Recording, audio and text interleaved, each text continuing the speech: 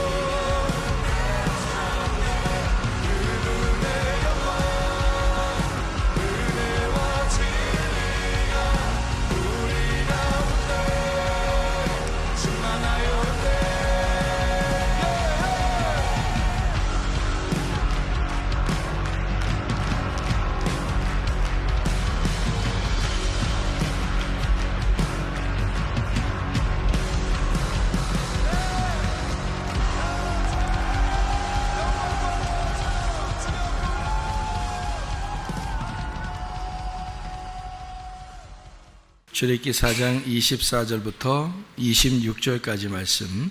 모세가 길을 가다가 숙소에 있을 때에 여호와께서 그를 만나사 그를 죽이려 하신지라. 십보라가 돌칼을 가져다가 그의 아들의 포피를 베어 그의 발에 갖다 대며 이르되 당신은 참으로 내게 피난편이로다 하니 여호와께서 그를 놓아 주시니라. 그때 십보라가 피난편이라 함은 할례 때문이었더라. 아멘. 출애굽기 4장에 모세가 이제 하나님을 이제 만나는 그런 장면들을 우리가 볼 수가 있죠. 그래서 하나님을 만나서 하나님이 모세에게 지팡이로 꼬리를 잡게 해서 능력을 주시는 그런 하나님이심을 우리가 볼 수 있습니다. 머리가 있다면은 꼬리가 있는 거죠. 꼬리가 있다면 머리가 있는 거고, 그래서 머리가 시작이라면 꼬리가 마침이 되는 거죠. 어떻게 보면 창세기가 머리라면 요한계시록이 꼬리가 되겠죠. 그러니까 처음 시작과 끝을 이렇게 말하고 있는데, 꼬리를 잡아라 그랬더니 이게 이제 다시 지팡이가 되었더라. 처음에는 자기가 들고 있었던 것이 머리였는데 이것을 땅에다 놓고 다시 집었더니, 꼬리를 집었더니 그게 머리가 되었더라. 그러니까 머리는 꼬리가 되었고 꼬리는 머리가 되었더라, 이렇게 되었어요. 머리는 꼬리가 되고 꼬리는 머리가 됐다는 말을 다른 말로 말하면 어떤 의미가 되냐면 머리와 꼬리가 같다라는 말이 되죠. 머리는 꼬리고 꼬리가 머리다 이렇게 쓰니까 그건 같은 것이다 이렇게 표현할 수가 있죠. 그래서 그거를 같은 지팡이다 이렇게 말하는 것입니다. 그 능력의 지팡이를 가지고 이제 주를 위해서 일을 해야 된다 사명을 주고 모세가 애굽을 향해서 이제 가야 되는 그런 여정입니다. 그렇게 가게 될 때에 이 모세가 갑자기 길에서 하나님이 이 숙소에서 만나게 돼요. 숙소에 있을 때 이제 모세를 죽이려고 그럽니다. 그랬더니 십보라라고 하는 이제 부인이죠. 부인이 돌칼을 가져다가 아들의 그 이제 포피를 베 가지고 그러니까 할례를 행한 거죠. 할례를 행해서 모세한테 던지면서 하는 말이 당신은 내게 피난편입니다 이렇게 이야기를 해요. 우리는 피난편이다 그러면 어느 정도 짐작하는 게 있죠. 피난편이다 그러면 어떤 의미를 가지고 있을까? 피난편이다.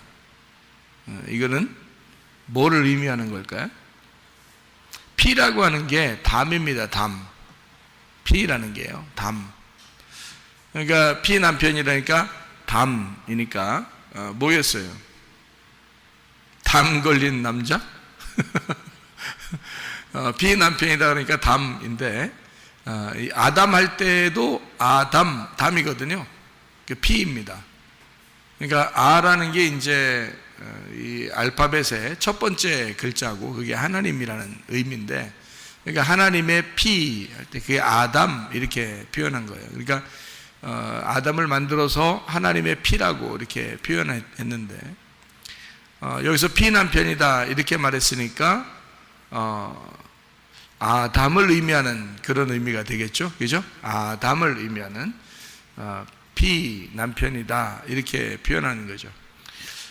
그러니까 피난편이 할 수 있는 게 뭐예요? 피난편은 우리에게 할 수 있는 게 뭐겠어요?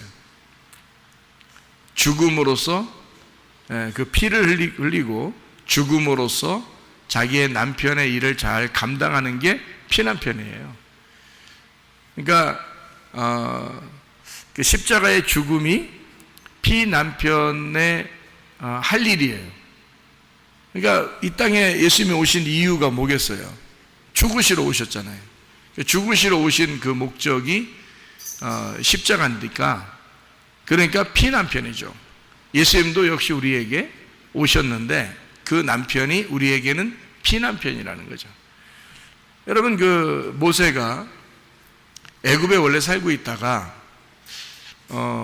광야로 이렇게 나와가지고 도망 나와서 여자를 만났어요. 그게 이제 이 부인인데, 부인을 만나가지고 어떻게 살았는지 뭐 이런 거는 뭐 많이 나오질 않아요. 그런데 이 여자가 어떤 사람이었는가에 대해서는 우리가 이제 짐작을 해볼 수가 있죠. 그러니까 어떤 짐작을 우리가 할 수 있겠어요? 이 십보라라는 여자의 이름이 새라는 이름입니다. 새. 새는 어떻죠? 새는 좀 자유로운 영혼? 자유로운 영혼, 새죠. 이 십보라라는 여자가 새라는 이름을 가지고 있는데요. 거기다 이제 모세라는 이름은 이제 메시아, 물에서 건졌다, 그리스도가 되는 그런 이제 메시아의 역할을 하기 위해서 이 땅에 이제 부름받은 사람이 모세라는 사람이고요. 아론이라는 사람은 이제 그 모세 형제인데, 이 아론이라는 사람은 총명한 사람이에요. 총명하고 지혜롭고 총명한 그런 사람입니다.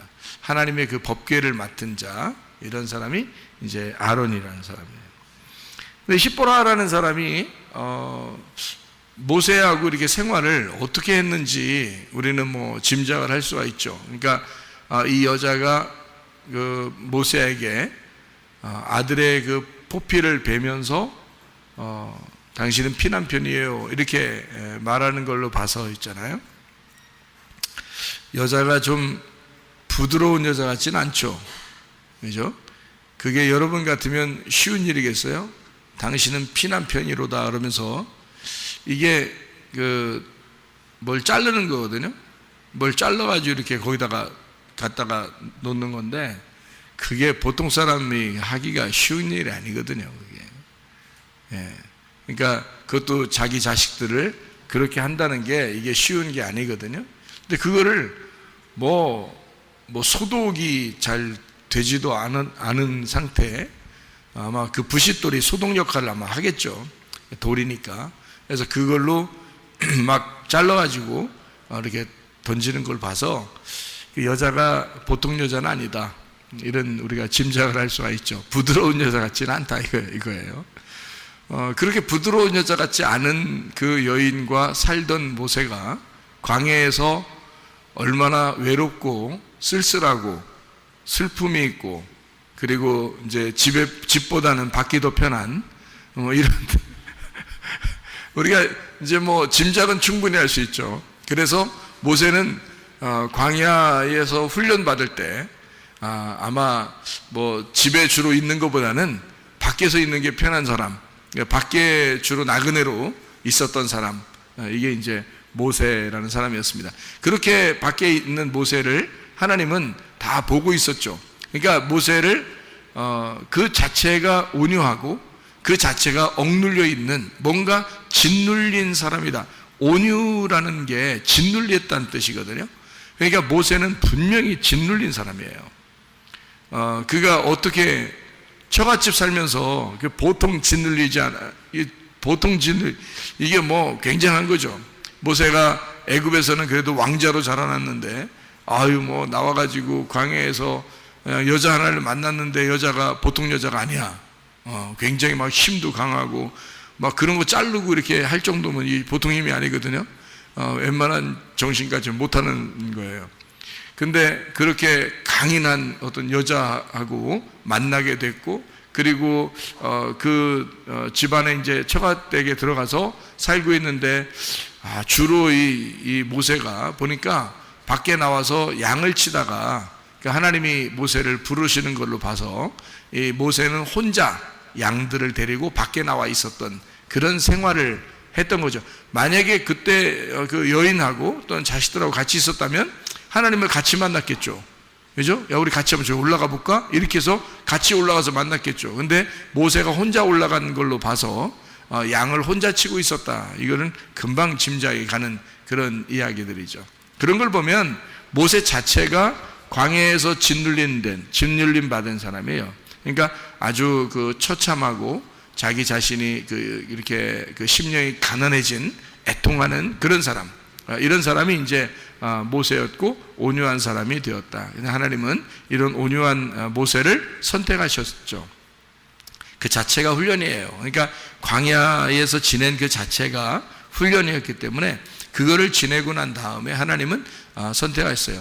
자, 모세가 이날 날 선택해야 되는데 이렇게 했어요? 아니면 하나님이 알고서 일방적으로 하나님이 시간을 정해놓고 선택을 하셨습니까?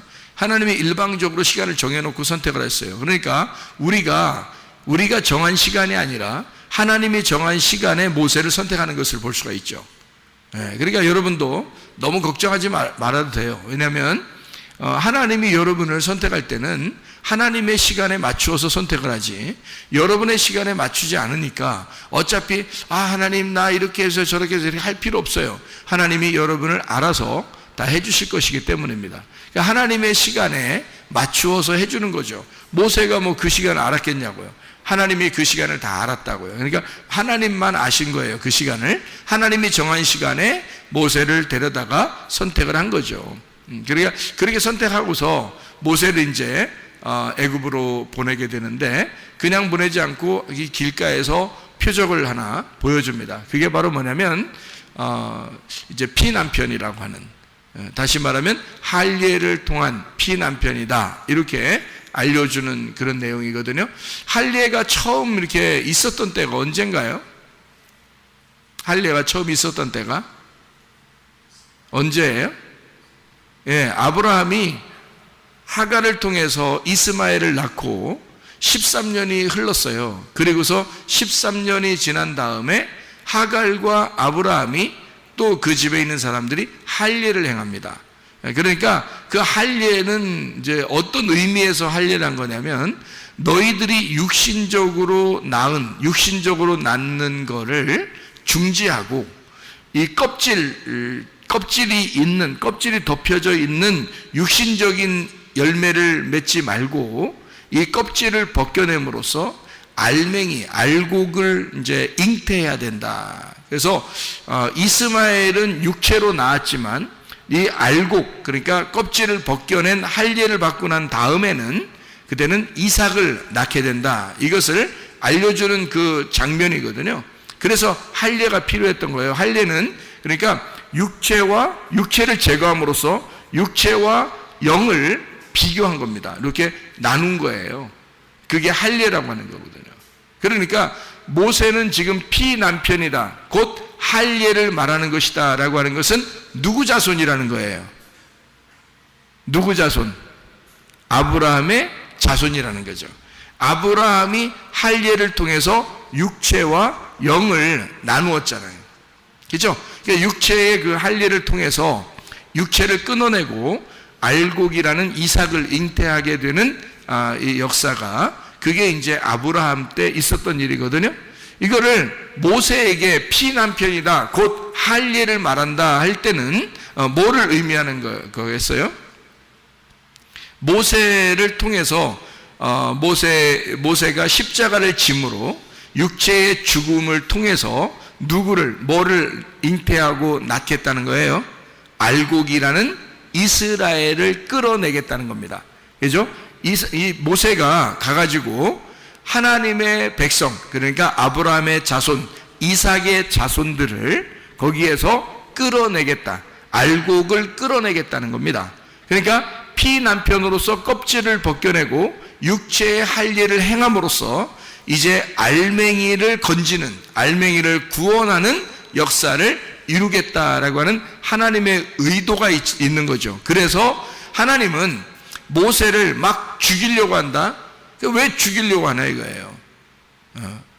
죽이려고 하는 이유는 할례 때문이에요. 할례를 받기 전과 할례 받은 후, 성경엔 할례를 받기 전을 예수님 오시기 전이라고 말할 수 있고요, 할례 받은 이후를 예수님 이후라고 말할 수 있어요. 우리에게도 마음의 할례가 필요해요. 그래서 마음의 할례라는 건 마음의 껍질을 벗겨내고 마음의 알맹이를 통해서 살아가야 된다는 것에 우리 마음의 할례가 필요한 건데, 마음의 할례를 받기 전은 우리가 예수 그리스도가 오시기 전을 말하고, 예수 그리스도가 온 이후는 할례 받은, 마음의 할례 받은 이후를 말하는 거예요. 그러니까 모세는 길에서 지금 피남편으로서 할례에 대한 지금 하나님께서 가르침을 이 모세에게 해주고 있는 거죠. 육체를 제거하고 가서 알맹이를, 너의 자식들인 알맹이를 데리고 나오라는 거죠. 그러니까 모세가 메시아로서, 그리스도로서 이제 애굽에 내려가서 데리고 나와야 할 것은 껍질이 아니라 알맹이라는 이삭의 자손들을 데리고 나와야 되는 거예요. 자, 아브라함의 자손, 이삭의 자손, 아브라함과 이삭과 야곱의 자손이 어디에 있어요? 애굽에 있잖아요, 지금. 그러니까 아브라함과 이삭과 야곱의 자손이 애굽에 있다고요. 에서의 자손이 아닙니다. 이스마엘의 자손이 아닙니다. 아브라함과 이삭과 야곱의 자손이에요. 왜 그러냐면 야곱 때 요셉을 통해서 야곱의 자손들이, 12명의 자손들이 다 내려갔죠, 애굽으로. 거기서 자손들이 번성했거든요. 그러니까 이 자손들은 지금 누구의 자손이에요? 아브라함의 자손이란 말이에요. 근데 아브라함의 자손인데 아브라함의 씨는 누구밖에 없었어요? 이삭밖에 없었어요. 그 이삭은 뭘 통해서 나타난 아들이에요? 할례를 받고 난 다음에 나타난 아들이란 말이에요. 그러니까 이삭의 자손, 야곱의 아들들, 그 자손들이 지금 애굽에 있는데 그들은 할례를 받고 난 아들이 낳은 자손들이란 말이에요. 무슨 말인지 아시겠죠? 그래서 하나님의 알곡들을 데리고 나오는데, 네가 피남편으로서 메시아가 된다. 다시 말하면 네가 십자가를 지는 피남편이 되어 그들을 건져내야 된다는 것을, 메시아의 사명을 주는 거죠. 그게 여기 지금 피남편이로다 라고 말하는 것입니다. 그러니까 이걸 할례라 이렇게 표현하고 있죠. 모세가 아들이 있었어요. 모세가 아들이. 출애굽기 18장에, 출애굽기 18장 3절 4절의 말씀을 한번 보니까요, 이렇게 되어 있습니다. 그의 두 아들을 데리고 왔으니 그 하나의 이름은 게르솜이라. 이는 모세가 이르기를 내가 이방에서 나그네가 되었다 하며, 하나의 이름은 엘리에셀이라. 이는 내 아버지의 하나님이 나를 도우사 바로의 칼에서 구원하셨다 함이더라. 이렇게 되어 있거든요. 이게 이제 모세의 아들들인데요. 두 아들들, 하나의 이름하고 또 하나의 이름이 있는데, 모세의 아들 둘이, 하나의 이름이 어떤 아들이냐면 게르솜이라는 이름의 아들이에요. 게르솜. 그리고 또 하나의 이름 아들은 엘리에셀이라는 이름을 가졌단 말이에요. 게르솜은 어떤 이름이라고요? 이게 나그네 되었다 이런 말이고요. 그리고 엘리에셀은요, 도와주셨다, 하나님이 도우셨다라는 이름이에요. 그러니까 이게 두 아들의 이름을 통해서 뭐를 지금 나타내 주고 있는 거예요? 모세가 나그네였었는데 하나님이 도우셨다 이런 말이잖아요. 그죠? 이 두 아들을 통해서 그리고 이제 요셉도 애굽에 내려가서 그쪽의 제사장의 이제 딸 결혼해 가지고 요셉도요 아들을 낳습니다. 누구 낳죠? 누구 낳아요? 므낫세. 그리고 또 하나는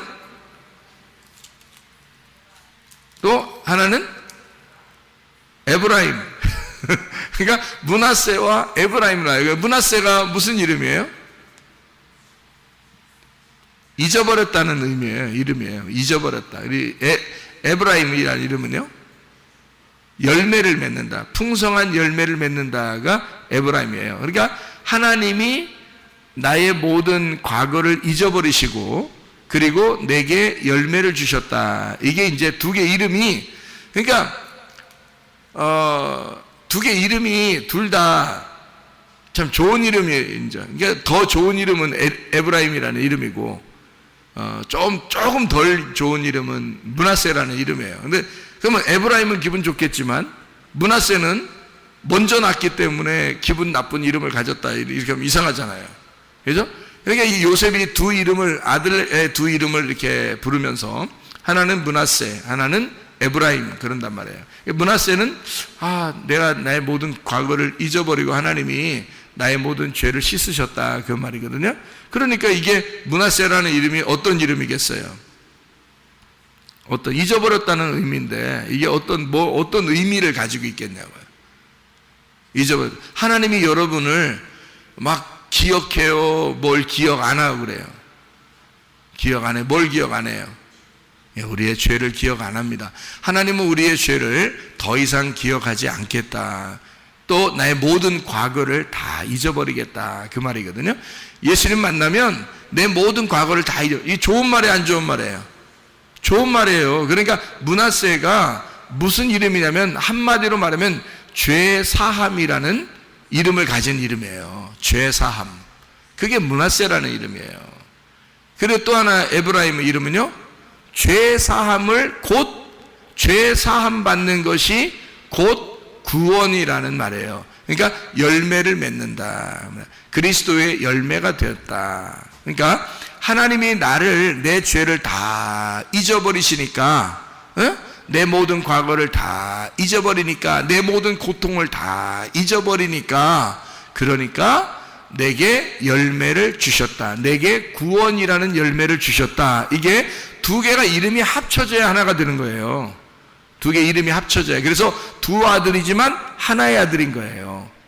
선악과 나무하고 생명나무가 두 개 나무지만 하나의 나무라겠죠.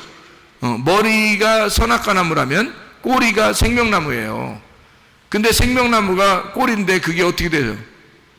머리 되죠? 그래서 생명나무가 머리 되는 거야.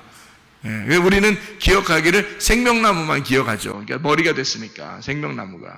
근데 원래는 생명나무가 뒤에 나오는 거죠. 선악과 나무가 앞에 나오는 거고.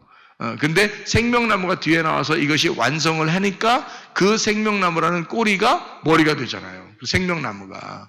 그렇게 성경이 이렇게 되는 거죠. 므낫세가 원래 장자인데 에브라임이 둘째 아들인데 둘째 아들이 장자처럼 되는 거예요.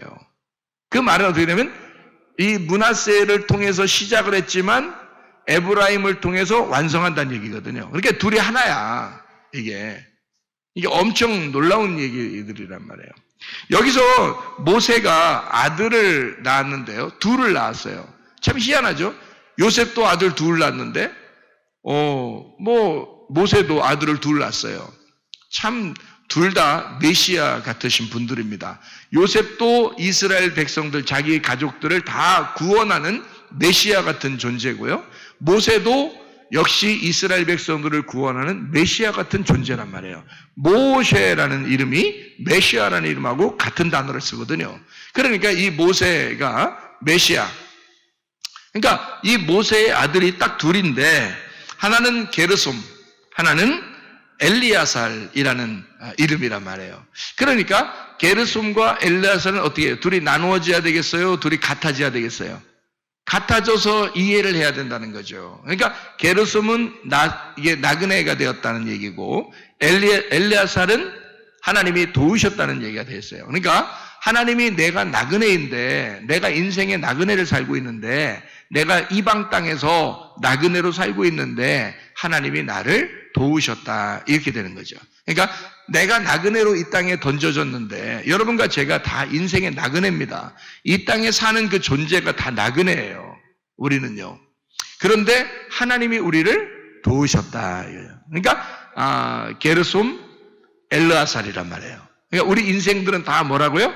게르솜, 엘르아살이란 말이죠. 우리는 나그네인데 하나님의 도우심이 있다, 이런 말이죠. 그러니까 이렇게 하나님의 백성들이 하나님께서 우리를 이렇게 나그네 같은 우리 인생, 다시 말하면 모세를 통해서 이제 그 두 아들이 설명해 주죠. 이스라엘 백성들이 애굽에서 사실은 주인이 아니라 나그네거든요. 거기서도. 모세가 그걸 똑같이 사는 거예요. 광야에서. 그게 훈련이야.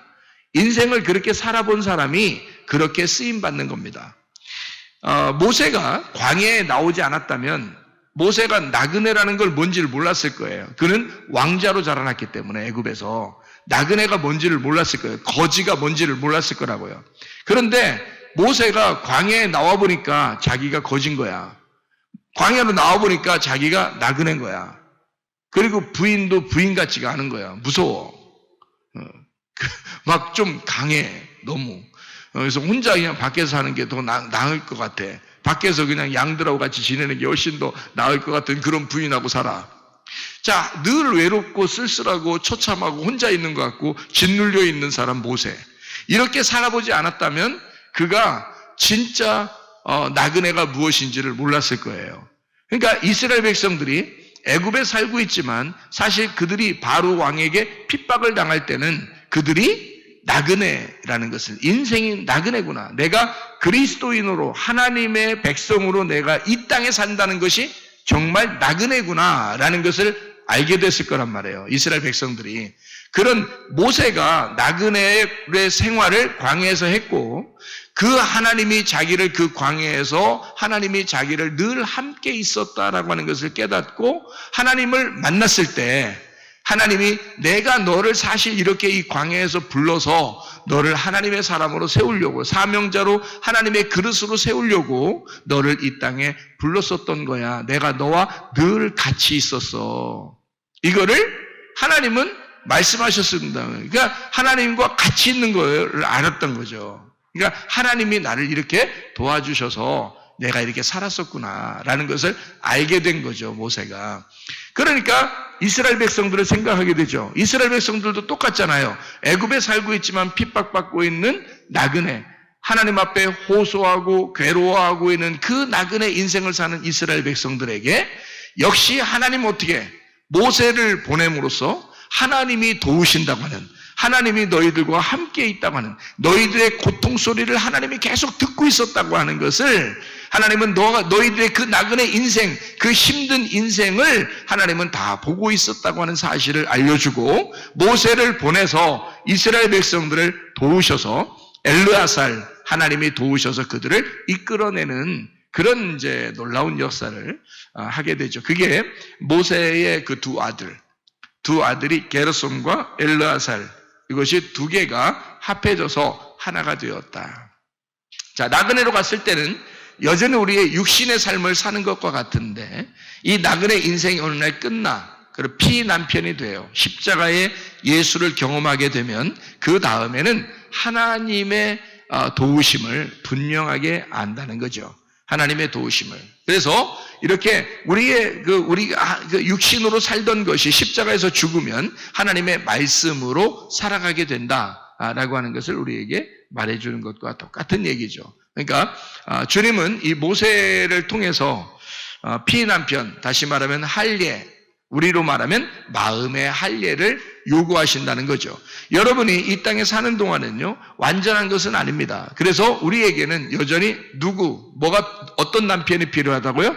피난편이 필요하다고요. 그 피난편을 의지함으로써 그 피가 나를 구원하는 거죠. 그 피가 나를 치유하시는 거고, 피가 나를 문제를 해결하시는 거고요.